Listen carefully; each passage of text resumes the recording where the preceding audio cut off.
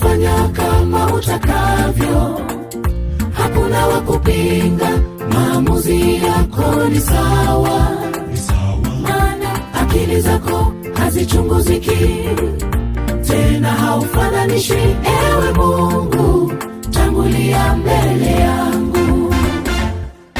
Ewe Mungu, ukiamua kufanya kama utakavyo, hakuna wa kupinga.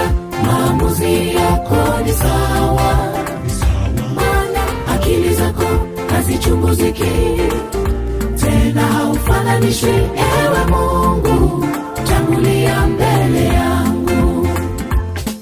Mara nyingi tunapenda kuweka mipango yetu mbele, tunasahau ya kwamba Mungu naye ana mipango yake.